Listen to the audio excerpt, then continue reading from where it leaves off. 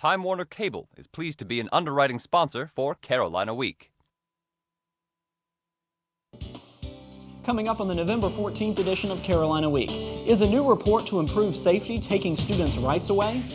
We'll tell you how to solve your campus parking problems. In sports, unlike the mythical version, this Phoenix didn't rise from the ashes. Weathercaster Laura Pagano will tell us if the warm weather is here to stay. All that and something that will make you jump to your feet. Carolina Week starts right now.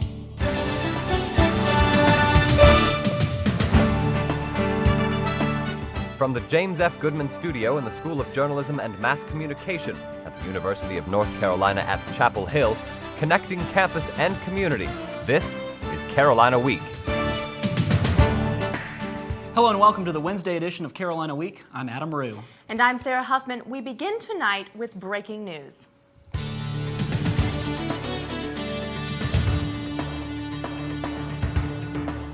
Earlier this afternoon, a crane on campus tipped over and pinned its operator for almost 2 hours. Carolina Week's Mark Alexic has the details. A fallen crane operator. It all happened at 11:45 this morning on the 400 block of Macaulay Street. The crane encountered a distribution problem, causing it to tip over and trap one man in a 15-foot ditch for 2 hours. The crane fell over sideways, and because of that, I believe it caused him to tip into the hole where he was setting a concrete vault. Workers used ropes to get the man out of the hole. It was a previously excavated trench that's about 10 to 15 feet deep, and when the load failed on the crane, it knocked this person into the trench. Crews took particular caution to make sure the victim got out safely.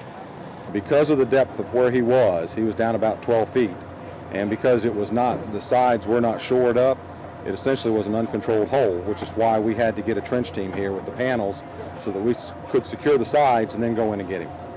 Emergency workers took the patient to UNC hospitals. Authorities say he was conscious and alert through the whole ordeal.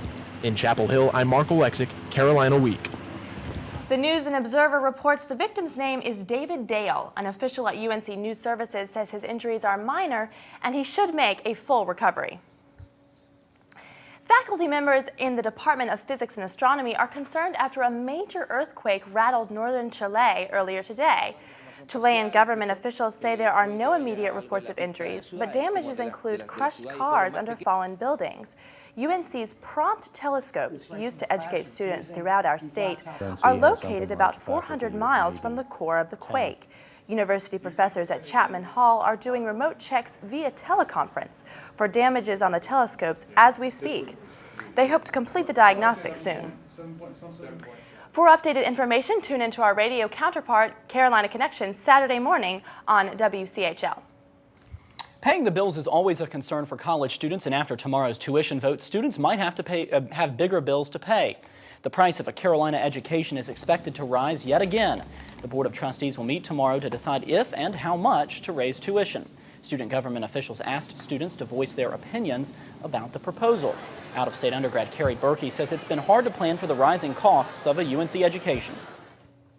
Especially as freshmen coming in, people who've been here for 2 years have had 2 straight increases, so it's really difficult to have a predictable measure of what they're going to be paying when they're a senior. The Tuition and Fee Advisory Task Force has recommended a non-resident undergraduate tuition increase of between $1,000 and $1,500 and graduate tuition hikes of $800 to $1,500. A report from the Campus Safety Task Force for UNC System Schools is creating a stir on campus. Reporter Susan Tart is investigating the issue. And Susan, why are some students upset about this report?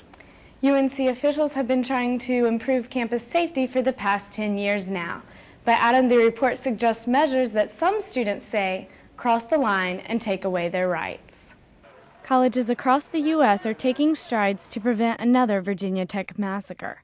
In a report to the UNC system president, the Campus Safety Task Force makes several recommendations to improve campus safety. One of those is involuntary withdrawal of students who potentially pose a threat to themselves or others, but may not have otherwise violated the campus code of conduct. Some students, such as Jessica Knudsen, disagree with this proposal. I believe it would discourage them from seeking help and going to the counseling services because they would be afraid they would be forced to withdraw from school. Leslie Winter helped lead the task force.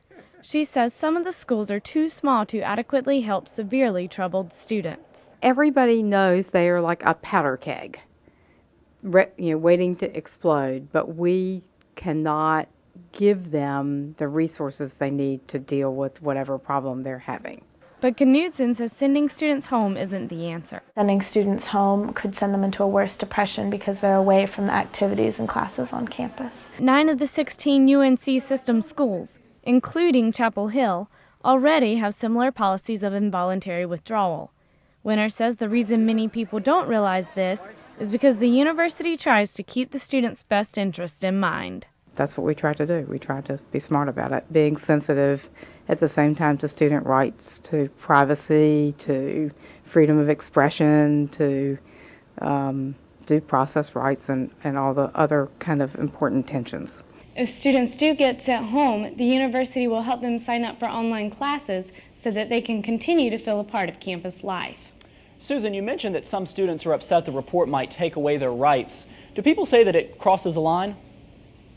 At least one of the officials I spoke with says it doesn't. Attending school isn't a human right, it's seen more as a privilege, so students are expected to act within the norms and not get in the way of everyone else's education. All right, Susan Tart in the newsroom, thank you.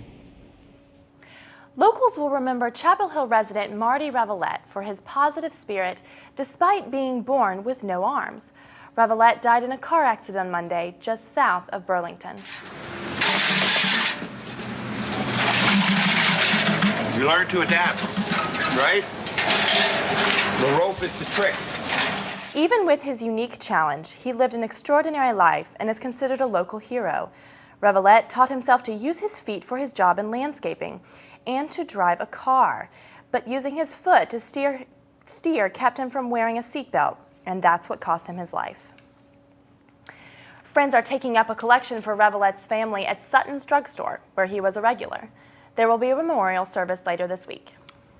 The Durham Police Department is investigating allegations of sexual misconduct on the part of on-duty officers. 10-4, this is Mr. Outlaw. People who call the police station expect officers to live up to their promise to serve and protect residents of the Bull City.